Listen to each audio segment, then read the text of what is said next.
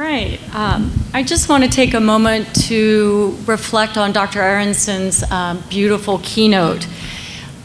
Just thinking about the work that all of you in this room do, your passion, your commitment, I thought she did a really beautiful job of weaving that into understanding this bigger life force in each of us, and including in that life force elderhood.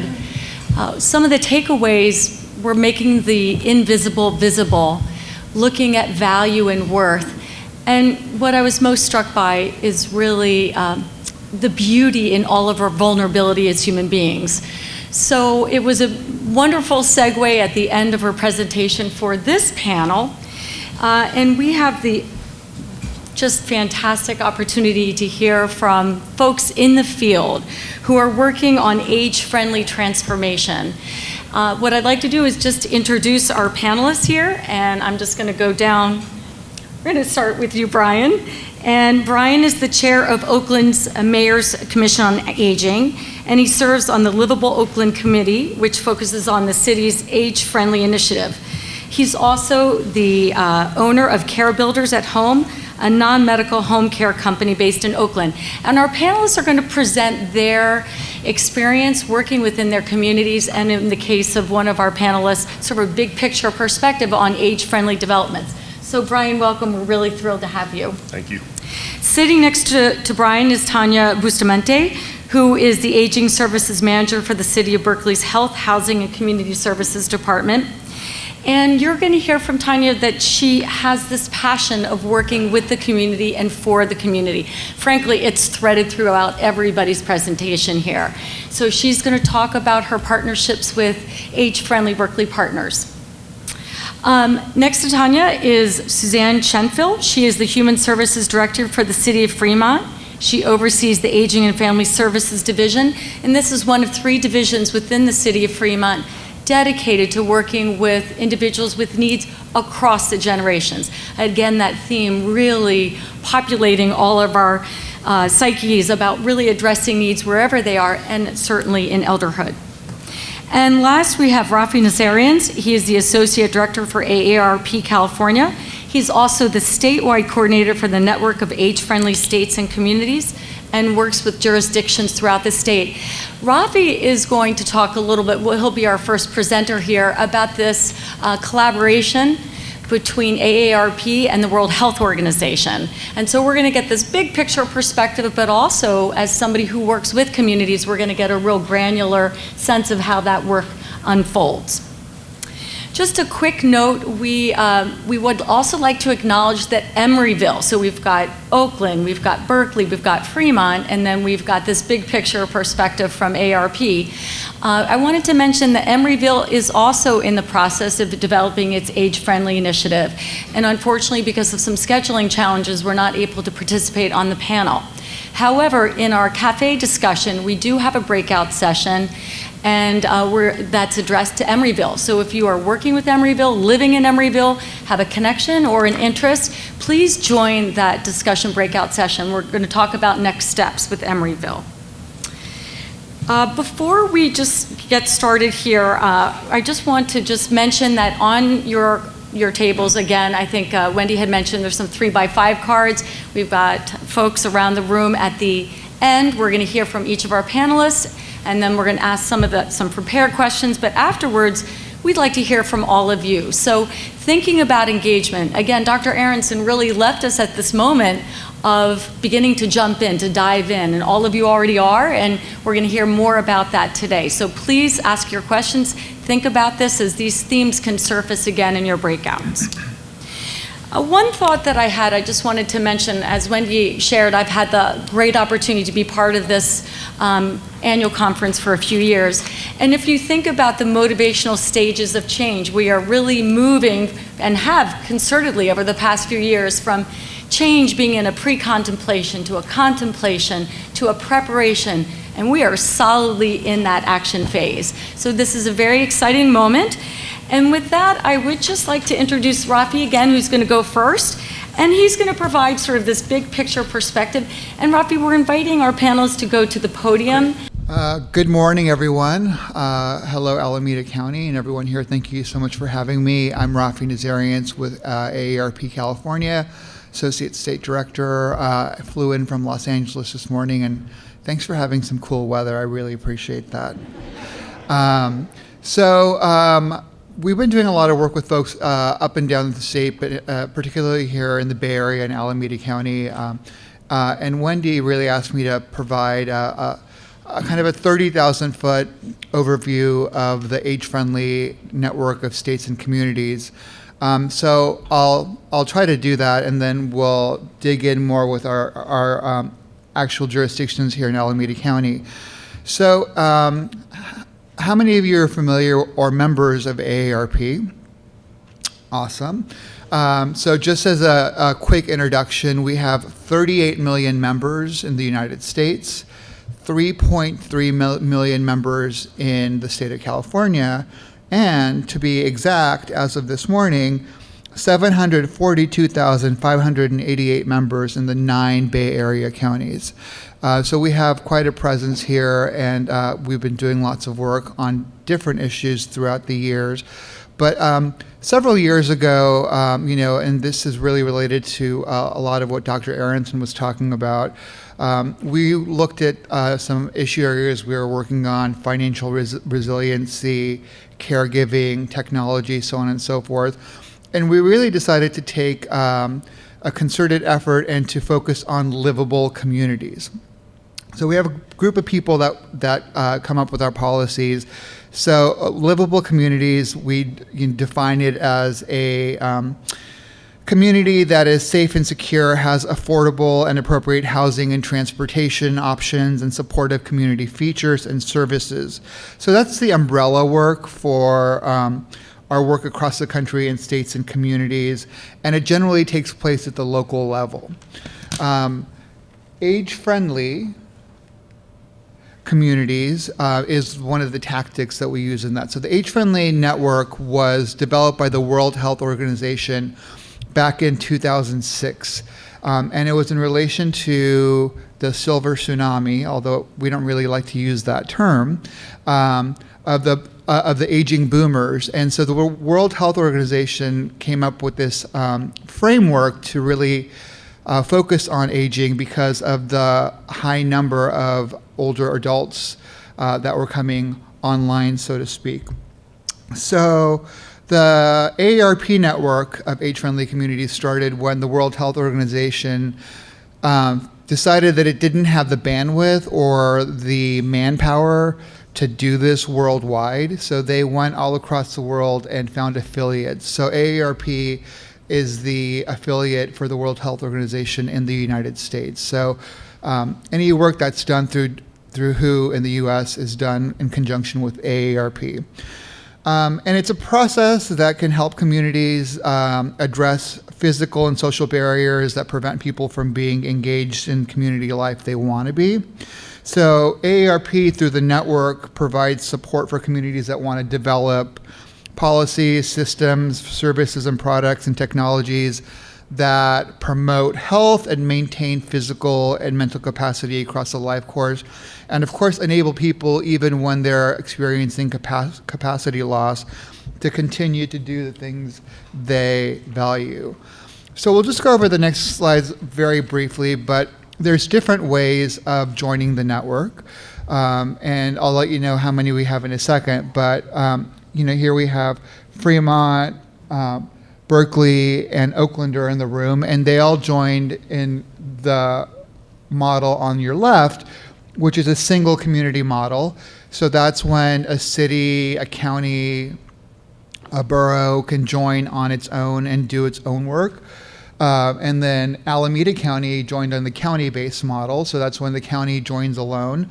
There's different ways of doing it. Down in Los Angeles County and Los Angeles City joined together, and then several of the other 88 incorporated cities in Los Angeles have joined in the single community model. In addition to that, there's a regionally based model, rural or suburban, Doesn't really apply to the Bay Area, but we're seeing this in the Central Valley where some folks are joining, or in Northeast California, so up Redding, Chico, things like that. So people are looking up there. And then the limited resource model, this mainly applies to, I was joking with our state director in our main office where she says they have some cities that have more moose than people. That really applies to places like that that are sparsely populated. So Dr. Aronson also alluded to this. So what makes a community a great place to live? So the World Health Organization came up with these 8 domains of livability. And just to go through them real quick, you have them on your table, so I won't list them all. But these are the 8 things that WHO and AARP decided are what cities, counties should work on in order to make their jurisdictions more age-friendly. And really, by being age-friendly, you're being a better place for people of all ages, because outdoor spaces and buildings and transportation for 80-year-olds are also good for 8-year-olds. So in the development of the process, people around the world were asked what they needed to thrive in community, and these are the domains that we came up with. That being said, and Dr. Aronson talked about this as well, different communities add domains, some take some away. We have a community in Southern California, the city of Glendale. They have 12 domains. The city and county of LA that I mentioned earlier, when they were joining the network a few years ago, is when they're having the horrible hurricanes back east. So they added the domain of emergency and disaster preparedness. That's being added more and more by many of our communities because it's important. And then, so how do we do this? It's a 5-year process, and it starts with enrollment. And enrollment comes from the mayor or county supervisor of the city that wants to join. I'm going to give a shout out to Mayor Schaaf from Oakland, who has been a huge champion on this, and with Brian's help and everyone over there, really championed this for Oakland and joined the network. And then in the first year, you conduct a survey of the community and really find out what's working, what isn't working. Happy to say for cities that join as of this year, AARP will provide the survey for you free of charge. And we even do the data analysis now. So that takes a big chunk off the table for people who are having some financial issues before. And you do some listening sessions, and I know Brian's going to talk about that, so I won't really go into that, but those are focus groups where you really talk to people about what they like, what they don't like, what they want to see as they age. And then you create an action plan. And from that action plan, you start your implementation process. And then years 5 and plus is just progress and status updates. So why did World Health Organization and why did AARP really get involved in this? And this next slide will just show it all. So for the first time in US history, older adults will outnumber children. That's quite a curve, right? From 2016 to 2060, 15.2% in 2016 to 23.5% in 2060. And the percentage of children goes from 22.8 to 19.8. So half of all the people that have ever been 65 are alive today. And while we're getting older, it's a different kind of older. By 2050, there's going to be 18 million people over the age of 85. And also, how we're aging is different, and there will be 33 million people who are 65 plus in minority communities. So tomorrow's older population is going to be a bit different than today's, and this is really why we did this.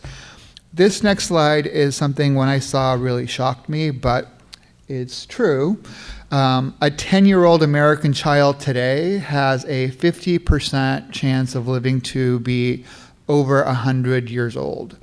Just think about that. That's really staggering, and again, shows why we need to prepare. So we do lots of studies and surveys at AARP, and we found that 8 in 10 adults age 50 plus want to stay where they live. 76% agree with the statement, I would like to remain in my current home as long as possible. And 77% agree with the statement, I would like to remain in my community as long as possible. So the age-friendly network really helps with that. A couple more survey results. 46% believe they will stay in their home and never move. 24% expect to move to a different community. 17% are just not sure. And 13% expect to move into a different residence within their current community. Again, as of this morning, we have 407 communities across the nation that have joined the Age-Friendly Network.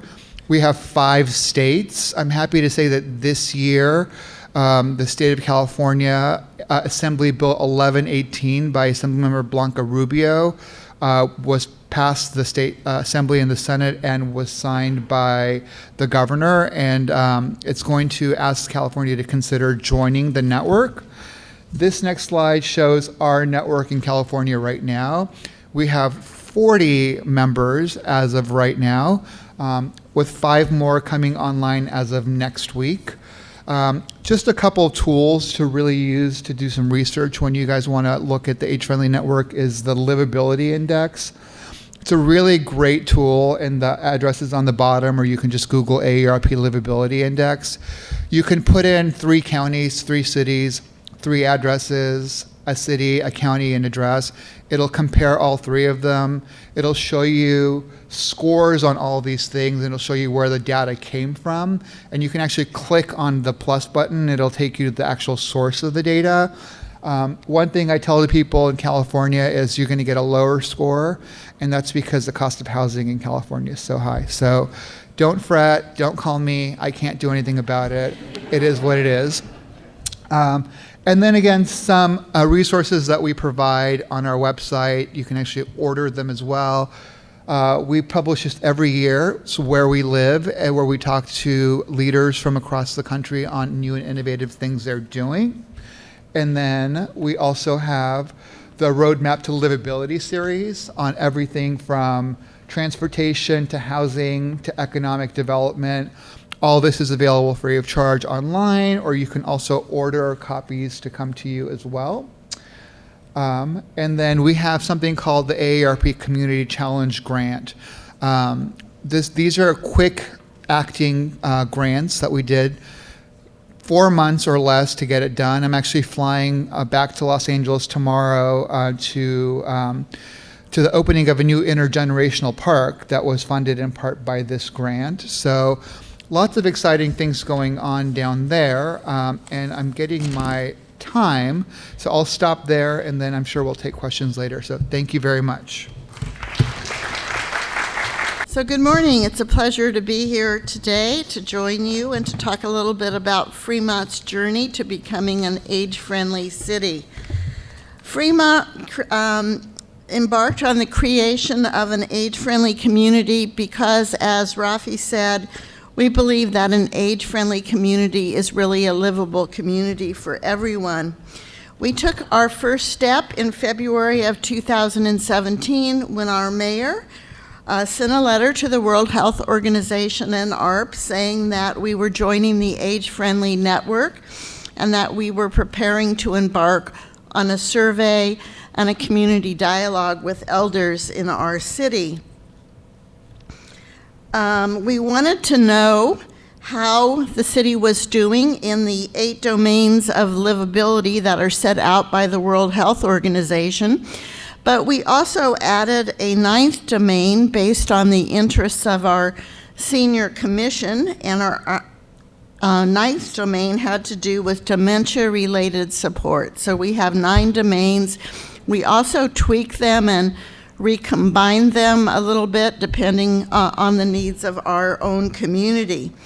And we wanted to know what elders in Fremont wanted to see in the future, and what steps the city might take to actually implement that vision. So reaching out to older adults in our community to hear their ideas and recommendations is not really a new process for us, but because of the diversity of our community, it's sometimes a real challenge. So during the first year, we trained 35 community leaders from different cultural language groups as facilitators to assist us in reaching out to older adults in Fremont. The facilitators conducted 25 focus groups in English, Spanish, Farsi, Chinese, and Punjabi. And then they conducted 9 consensus-building groups, one for each of our domains. We made special efforts to target some of our special groups, the LGBT community, caregivers, and those having mental health challenges. We also held 2 community engagement days and invited those who had been part of the dialogue process to all now come together. We placed ads in our local newspapers, invited others in the general community to also provide input. During those 2 community meetings, we set up stations for each domain and allowed participants to rotate among the topic areas. The stations were staffed by individuals from different city departments who had expertise as subject matter experts on topics like transportation, outdoor spaces, housing, etc. We shared what we'd heard in the focus groups and asked for comments and more input. And at the end of the engagement process, we were really pleased to see that the demographics of folks participating in the process very closely mirrored the demographics of our community. So I wanted to share with you some of the key themes that we receive from residents in our city. They might be similar to themes that will come out in your own community. These are themes that cut across all of the 9 domains. Older adults told us they want to be included as part of the solution to what gets characterized as issues of aging. They want us to use their expertise, and we need to look more closely to peer-led solutions. And this is a picture of our community ambassadors who are from our ethnic and cultural communities. We train our ambassadors about resources for older adults, and they in turn reach out to elders in their communities in places where elders feel most comfortable seeking assistance, which could be in a gurdwara, a Hindu temple, a Chinese language school, but usually not at the doorstep of local government. Seniors also told us we need to promote more positive perceptions of aging, that we need to celebrate aging, reduce stigma and discrimination. And right now we are in the process of building a new senior center and having a lot of angst over what we are going to call that facility. The boomers in our community have pretty much told us we don't want to call it a senior center. And I'm not sure if that's because they're a little bit in denial of the aging process, but the generation before them, which was termed the silent generation, I'm not sure why, maybe because they grew up in the McCarthy era, are not so silent anymore, and they basically are telling the boomers, look it, you're getting older, you're aging, you're a senior, just own it. We're going to call it a senior center. So we've now had a community survey that's been up on our website for, I don't know, a couple of months now, and it looks like it will be called an Age Well Center. So that's a little bit of the cross-generational competition we've had going in our community. Seniors also have told us that they want us to value inclusivity, and whatever we do, whatever action steps we take, we need to do it in an inclusive way that includes culture, language, physical and cognitive abilities, and age. They said we need to work on strengthening neighborhoods. Elders told us they want greater connection to their neighbors and more local and walkable access to services. The desire for interconnectivity is really very great, and we are in the process now, based on this input, of nurturing our first village in Fremont, the Greater Niles Village, which we hope will be one of many to come in the future. Seniors told us they also want supports for economic security, and we need to understand and emphasize the true cost of living on a fixed income in the Bay Area, and look for opportunities for helping elders maintain financial independence. They also told us that we need to incorporate technology. We need to use technology to provide access to information and create innovative solutions.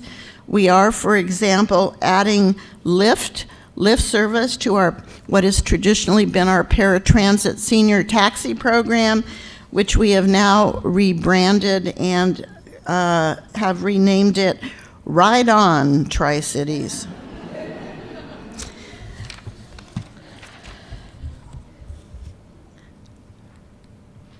We are now sort of in the second step of the process, which is drafting our action plan. This is a page from the plan in draft form.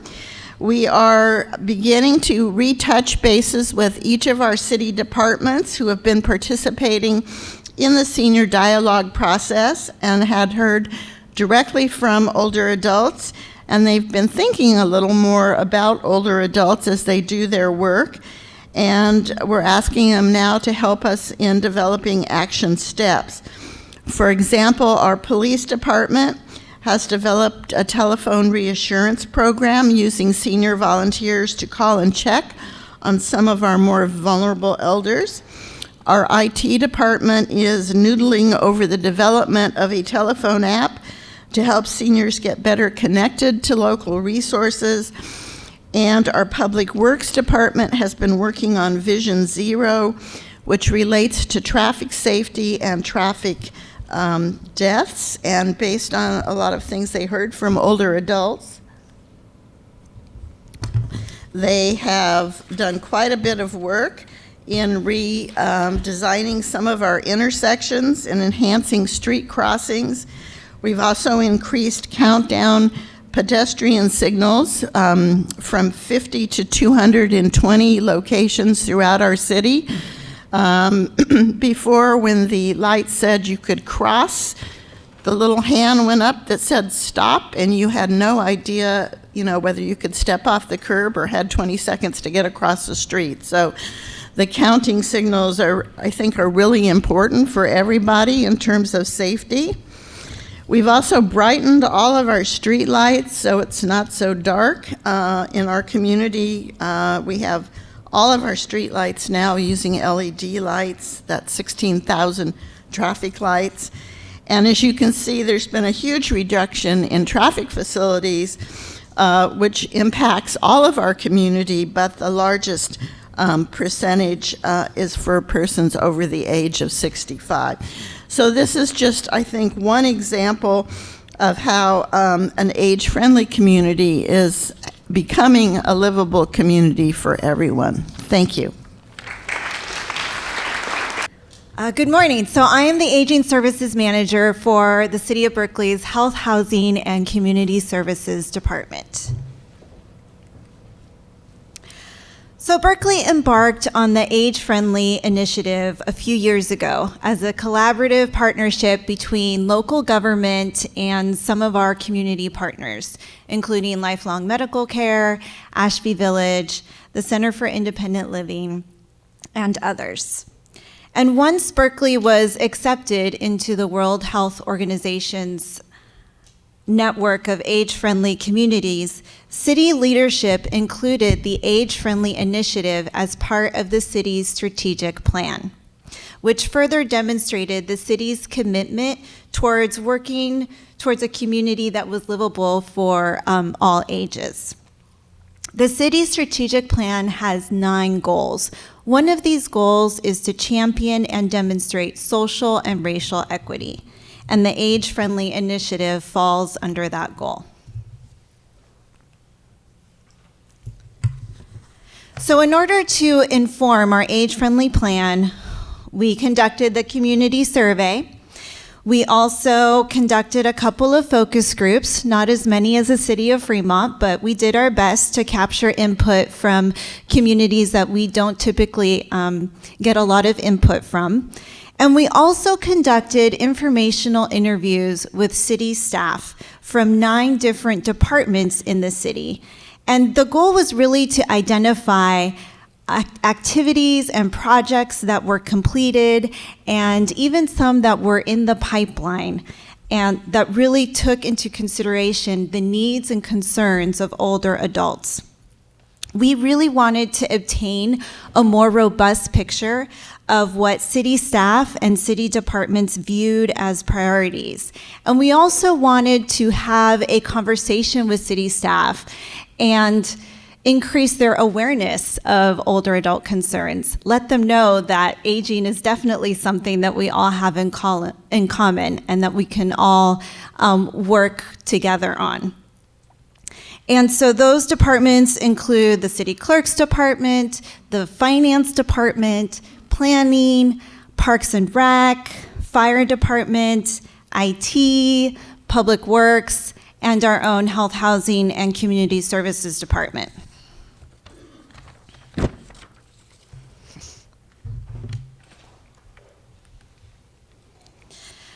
We received and analyzed a total of 1,400 surveys, so we're very proud of the response that we received from the community.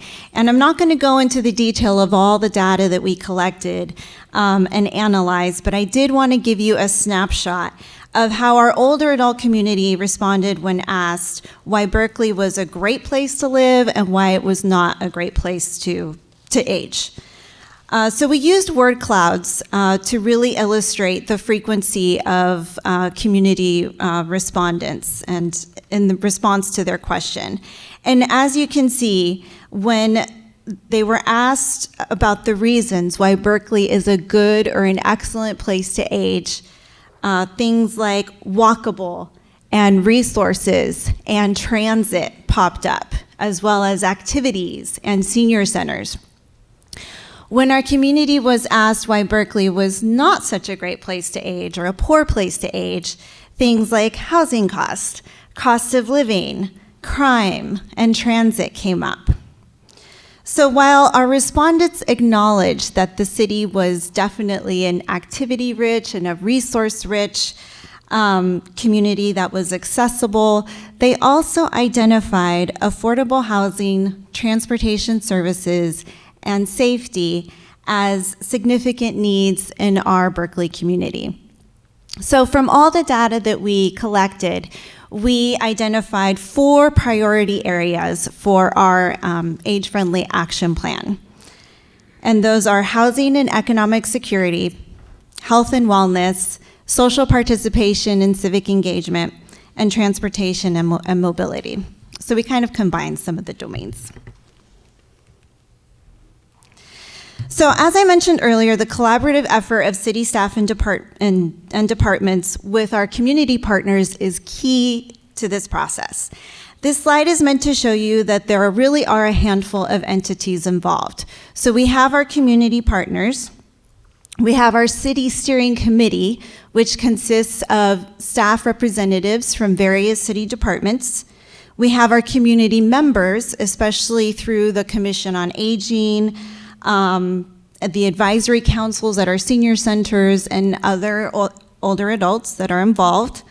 And we also have the Aging Services Division, which I manage, but also oversees 2 of our senior centers, our nutrition programs, and we also have a small case management unit.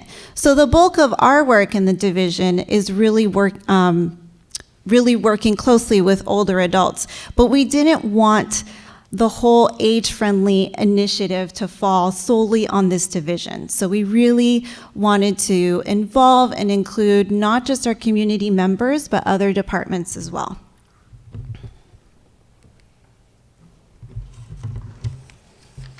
So I'm going to talk a little bit more about our city steering committee because I want to really highlight the cross-departmental collaboration that we're currently in the process of as we work towards implementation of our age-friendly action plan. So for each of the 4 priority areas listed in our plan, I pulled together staff from various correlating divisions and departments whose work sort of aligned with the priority area. I met with each staff representative individually so we could talk through what their participation looked like on the city steering committee. And I discovered 2 big selling points. So the first one is that this age-friendly initiative and action plan wasn't meant to create more work. Certainly planning and collaboration, they definitely take a bit of time and energy and definitely some work. But ultimately, this committee was meant to really increase our efficiency and really look at the bigger picture. In local government, we're so used to working in silos. So for health and housing, we work on health and housing. For planning, they work on planning. But really, this was really meant to look at our community as a whole and look at ways that we can collaborate and identify things and projects that we can work on together. The other big selling point was to leverage existing projects and possibly start small with new activities. So there's a lot of work going on in the city, and what I really wanted to make other departments and divisions see is that all of this stuff, or some of this stuff, actually aligns with some of the priority areas in our age-friendly action plan. And although some of these projects weren't necessarily initiated as an age-friendly activity, there might be components that actually align very well with what we're working towards. So here's some of the activities that we'll be initiating in the next several months. So under our health and wellness priority area, we will start doing some joint case conferences and joint case management along with our public health division. We will be initiating a mental health counseling at our senior centers. Under housing and economic security, we're working on developing some housing presentations for our older adults. We're also working on boosting up some of our existing housing programs. Under transportation and mobility, and Suzanne mentioned that this is something that they're working on in Fremont as well. Berkeley's also working on its Vision Zero plan. So we're working very closely with the Public Works Department to obtain as much community input from our older adults as possible and really consider their concerns, especially when crossing the streets, and their concern about safety and lighting as well. Within our division, we will be initiating a pilot paratransit program and partnering with transportation network companies. So this is something that Fremont has and other cities have also started doing, but really bringing in more transportation options for our older adults. Under social participation and civic engagement, we're working on increasing our outreach and promotion of activities along with our Parks and Rec department. And also, as the city works on updating its parks and offering more options, really making them see that, it's not just children and families, but our older adults too that use the parks. And also reframing of senior centers. So we are in the process of renovating one of our senior centers and have also initiated conversations about what to call our senior center. Haven't decided that either. But it's really increased awareness, not just in our older adult community, but for our city staff as well, that that subpopulation in our community is increasing. So it's important to be able to serve our older adults with what they need. So some key takeaways. So we've only been working on the implementation of our plan for a handful of months, and yet I've seen some immediate benefits that have come out of our cross-departmental collaborative process. And that one of those has been a greater awareness of older adult needs and concerns. All of a sudden, people are taking a step back and really shifting their perspective and considering the broader community. It's encouraging them to kind of step out of their comfort zone a little bit and encouraging them to sort of step away from what they're so used to working on, and broadening sort of their vision on our community. It's breaking down internal silos. I mentioned that earlier. It's really allowed us to collaborate and really share what it is that we're working on and find opportunities to collaborate and appreciate also one another's work and have a shared vision. We want to work towards creating a community that's livable for people of all ages. There's certainly some areas for opportunity and some gaps. So while we have seen, or I have seen, a greater awareness of older adult needs and concerns, that continues to be something that we're trying to promote and champion internally in the city. This is also an opportunity to strengthen our community partnerships and also use this collaborative process that we're doing in our age-friendly initiative as a model for other citywide initiatives. We're just getting a little bit of a time check. Okay. So sorry. Okay. Sorry. I'll wrap it up. And also, one last area for opportunity is, while we've already written our age-friendly action plan, we want to maintain it as a dynamic and fluid action plan. It's constantly changing, constantly evolving as time moves forward, and we identify other needs and other concerns and other issues. Thank you so much.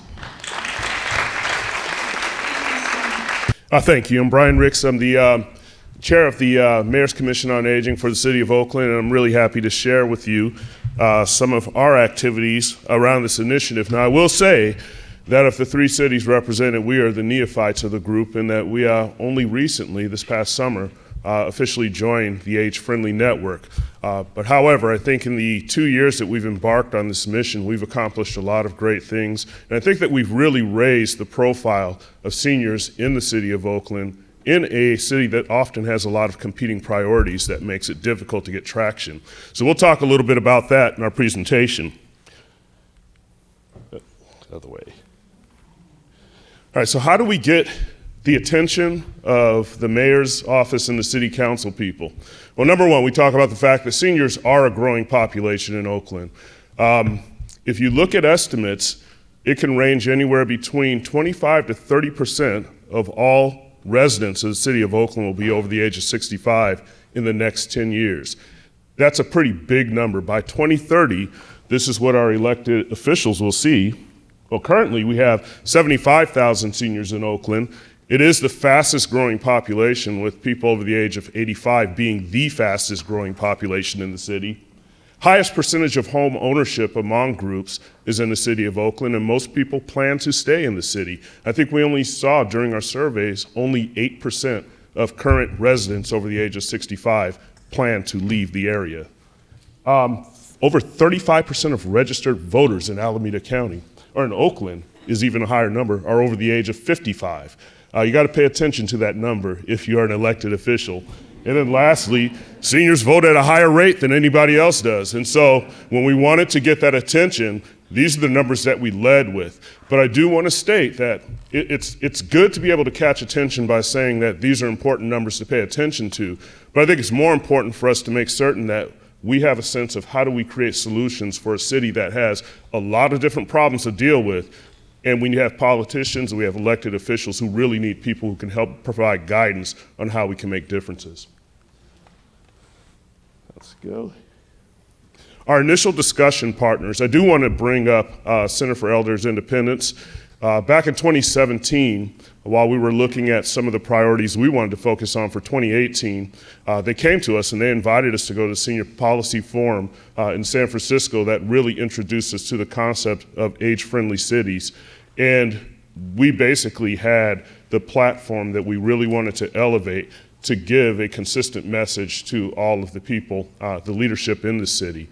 And after sitting through and learning about the 8 domains of living, we knew that we had a winner here. And with all the different programs that we were already working on, from the challenges of having homes in Oakland to some of this food security issues, we knew we had something to kind of pull that together and to present it as more of a united priorities, or united set of priorities.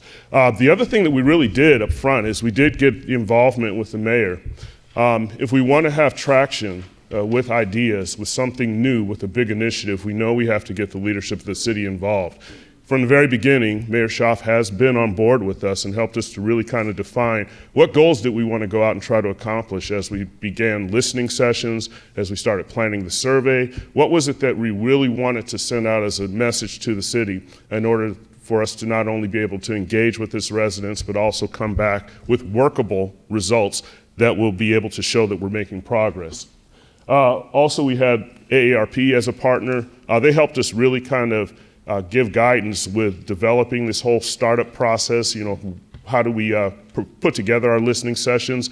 The survey had to be put together as well, and that's a pretty big challenge when you're looking at a city as big as Oakland is. But those are all very key steps in helping us to be able to get off on the right foot and really get some traction and move quickly and with good momentum moving forward. Spur and Ebaldsey have also been with us in the entire time, just as sitting there, knowing that we have a resource when we start to tackle some of the bigger issues that they have the reach to help us solve. We looked at this work in 3 different phases, and this is all starting really back in 2018, just a little over a year ago. The first thing was to create the Livable Oakland team. I think like the other 2 cities have said, it's not so much about age-friendly, it's about how do you create a city that's livable for all ages. We'll look at a couple of the ways that that actually does come to life with some of our action plans, but we wanted to create a team that really kind of captured the essence of who we are. Our staunch belief is that anything that is good for people over the age of 65 in the city will be good for everybody. We met with the mayor, as I said before. Also last year, we did the district listening session. So we went to each council district and we held listening sessions at senior centers and other locations so that we could sit with the community members of Oakland and really understand what the priorities were. I think when we sat down with the mayor, we had a different sense of what we thought those results would look like versus what they actually came out to be. And we had great insights that we can go back in and really start working on actionable items. We don't even have our action plan at this point because we're still early in the process. We're putting that together, but we still felt it was important to get actionable items on the board so that people could start to experience the progress that we're driving towards. And then 2019, this year, we have been sharing results. We've shared it with city council, we've shared it with districts, going back into the areas and talking about the things that came out of our surveys. We've shared it with the leaders in the cities, and we've looked at areas that we could collaborate with in order to provide some good, tangible solutions for the city of Oakland. Like I said, listening sessions were in each of the 7 districts. The full information has been compiled and it has been shared with the city leaders. We also have lists of people who attended the listening sessions, email lists that we send out updates and information on so that they can see where Livable Oakland is going, keep up with our progress and understand where we are with future developments. The goal is to really kind of create a good sense of awareness throughout the area and keep people informed as we continue to drive towards our goals. And then it really came down to setting priorities. We listened to all the people in all the sessions. We did have 4 items that consistently showed up in all 4 of those in all 7 districts, excuse me. And that included housing. Obviously, that's going to be a concern. Not in the same way in every district, but it's something that we know is important for the city as we see the increase in the cost of living going, and how do you maintain affordable housing in places where we're starting to see much more population density focus with the new construction. Health and wellness was big. It wasn't so much health and wellness in terms of having medical facilities, it was health and wellness in terms of do we have access to fresh food, fresh fruits and vegetables in all different areas throughout the city. Communication is another big opportunity for us. How do we make sure that the critical information of things that are already available get into the hands of the right people in the city of Oakland? And lastly, open spaces. That's all about health and wellness too. How do we ensure that people have a place to safely exercise, to have fresh air, to be able to gather in is available to them in the city? That's resulted in, like I said, action items. We're still working through our action plan, but we have some exciting things we've been able to do in the near term that we're working on now. That includes a mobile farmers market process. This one's really exciting. I'll try not to go too long on this one. We're working with Mercy Brown Bag, and surprisingly, there was a group of students at Smash Academy from Berkeley in the middle of the summer who came up with this concept of this mobile farmers market, which was very similar to one that's already been done by Mercy Brown Bag. We invited those groups to come together along with our Livable Oakland Committee as well as Councilman Taylor, and I think that we have a nice synergistic opportunity to create a community benefit that's going to really come from all of our different resources. We did get a PUC grant for the senior centers to upgrade our availability of internet and training to seniors. It's a way that we want to start to really kind of pioneer ways that we can communicate better.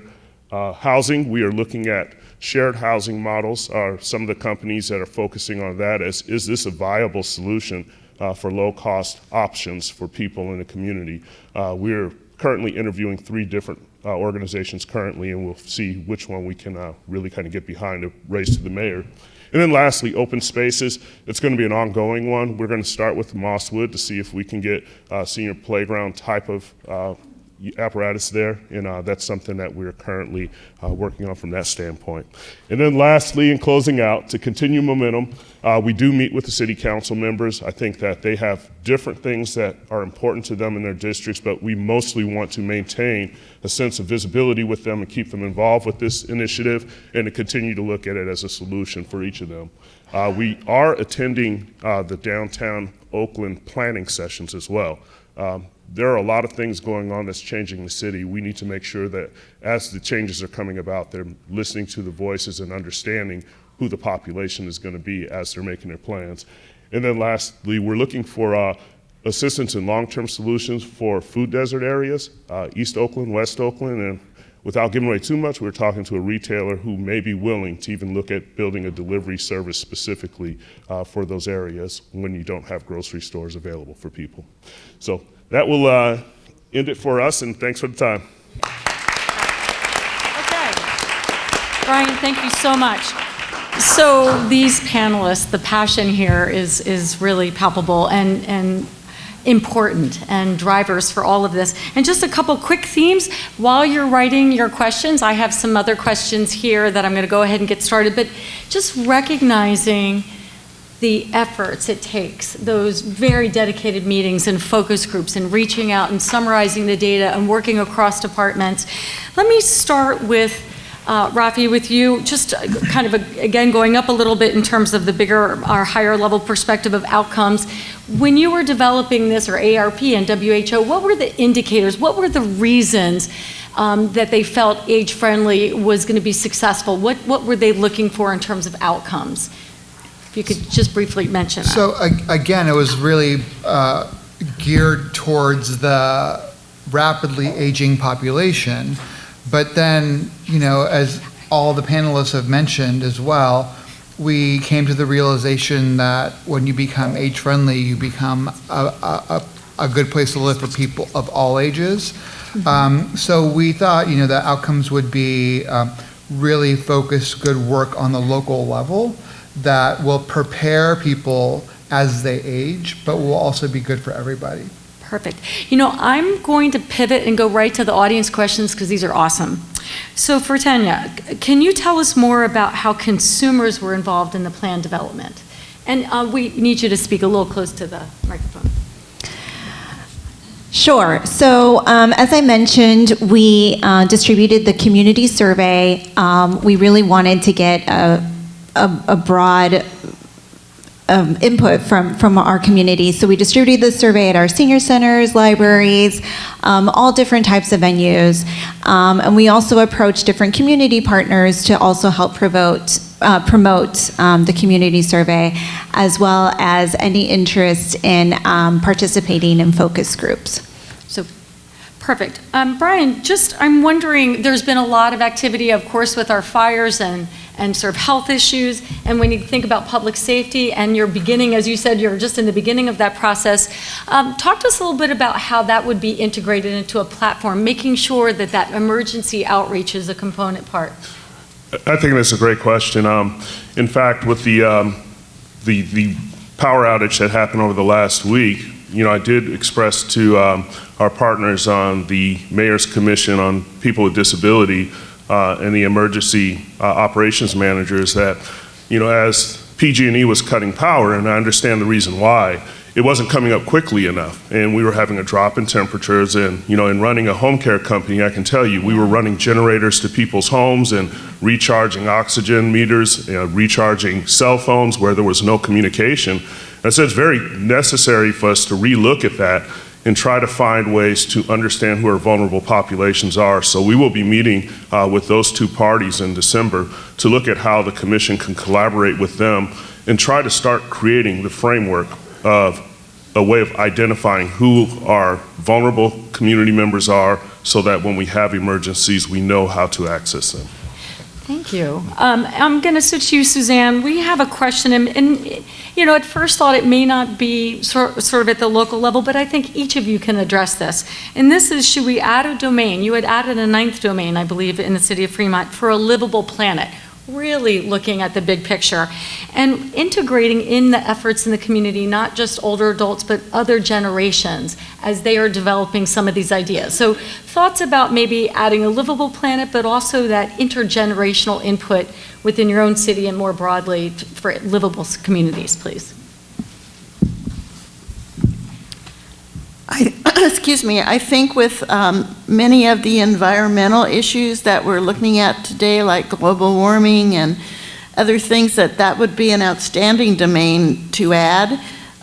In terms of reaching out to other generations, I think that can be part of your input process. We've really seen in our community that aging is a community issue. It's not just something that needs to be handled by the city or the city's human services department or whatever. It really needs to embrace the business community, the faith-based community. I think reaching out and getting the larger community input as part of the process is also very important. Great. I've gotten several questions on homelessness, and part of on one question is this hasn't been raised a lot, although Tanya, I remember seeing in one of your word clouds that homelessness was addressed. Would anybody like to talk about some of the efforts to integrate services and supports within livable communities and age-friendly communities for homeless individuals, please? I'll add that several of our California communities within the housing domain have addressed the homelessness issue, and they're doing it in different ways. We have a community in Southern California that passed a bond separate and apart from their age-friendly efforts, but they're putting it under the same umbrella as far as the housing they're providing and the shelters they're providing. So I think almost all of our California communities are really looking at homelessness because it's an issue throughout. Anybody else have any thoughts or comments, please? Sure, I'd like to add. I think that it was a couple of years ago, at this conference, we looked at the causes that cause people to become homeless or to lose their place of living. And one thing that we're working on with the council is to provide them with the information on what happens with senior community members when catastrophic illness or catastrophic financial situations occur, and put them into that place. And as they develop their homeless plans for the homeless, they want to understand, how do you avoid people falling into that situation. So I would say that it's a bigger issue than our commission or our livable communities group can handle, but it's something where we certainly can provide the right kind of input to help flag some of the challenges faced by people who are getting close to a limited income level and don't really have the ability to bounce back without having the right kind of support. And Monique, I'll just add real quick. I know several communities, again, it's such a big issue, but several communities are addressing homelessness, but in addition to addressing homelessness, They're looking at non-special needs housing as well, because they're coming to the realization that when someone becomes homeless, that opens a whole host of other issues. Yes. So they're looking at ways that keeping people housed to begin with, and they're seeing that as an investment that is well worth it, because it really prevents all the other issues from coming up from when someone falls into homelessness. So these questions are all raising all these aspects and integrated components you've all thought about, that these are not, you're not working in silos. Suzanne, we had a question about how Vision Zero decreased car accident fatalities. Could you had that up on your slide, if you could just share briefly.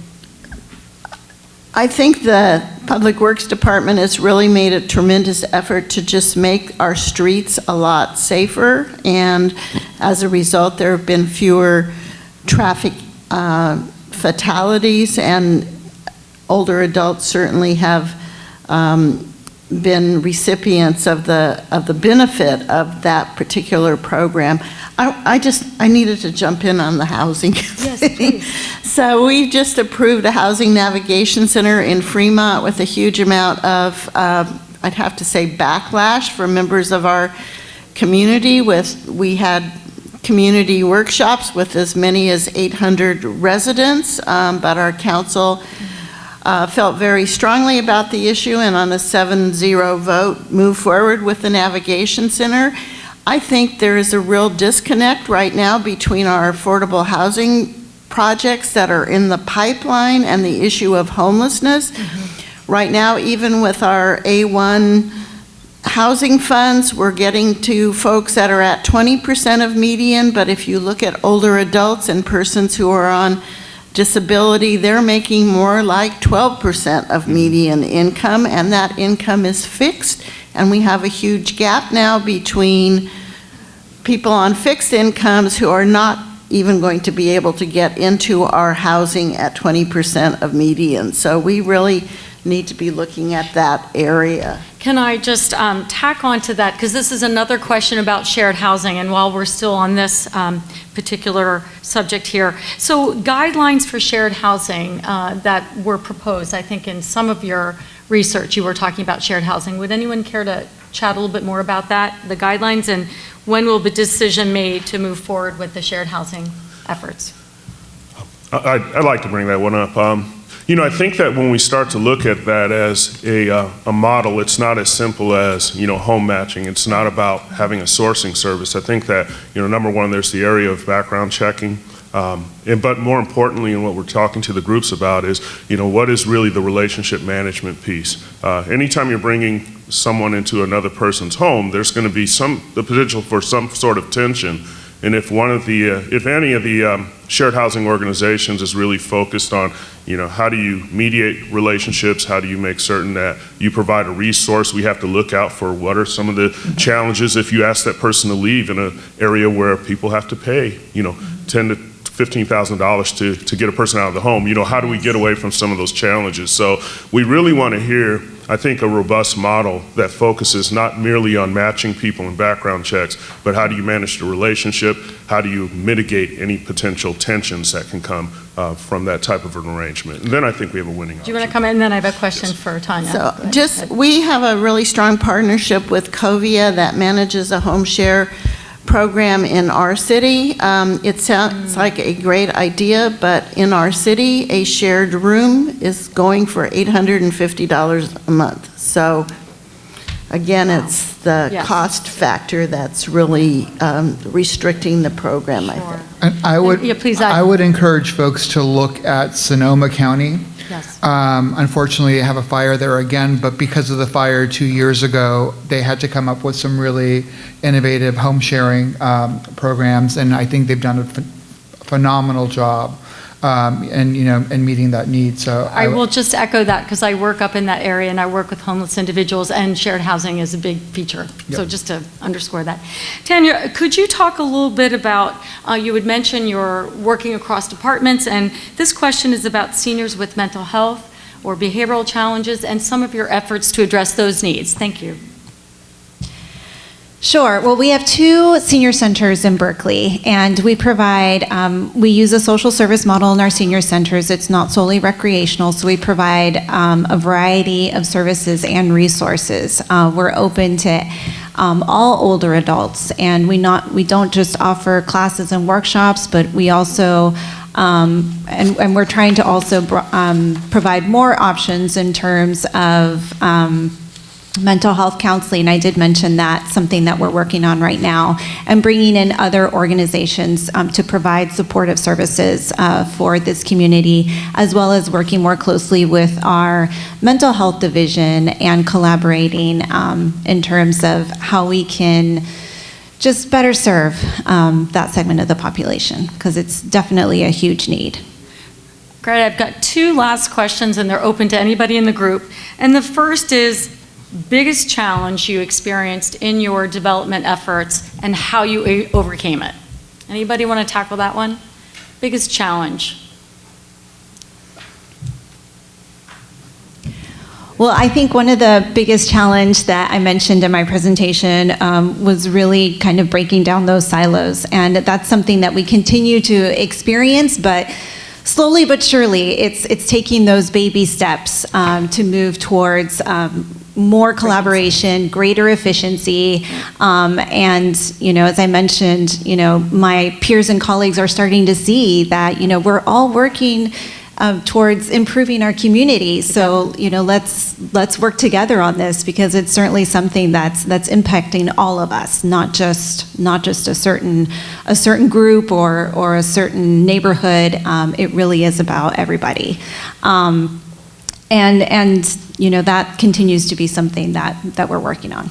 And, oh, yes, please. So I just really appreciated Dr. Aronson's presentation this morning. I think one of the biggest challenges is the stigmatization of aging, and the fact that when we say that word, again, people are thinking dependent, sick, tired, in a rocking chair, whatever, and we need to flip that around and say these are resources, these are people with experience, knowledge, expertise, and they want to be part of living life and helping to solve the issues of aging and turning those stereotypes around. And because this is an ongoing effort, I'm going to conclude with this. And I was thinking about you, Brian. You were just chatting about when you got to that review of some of the data you collected, it was a little bit different than what you thought. So who would like to share the biggest surprise you had? And if you want to leave on a positive note, something positive, we would all be thrilled to hear that.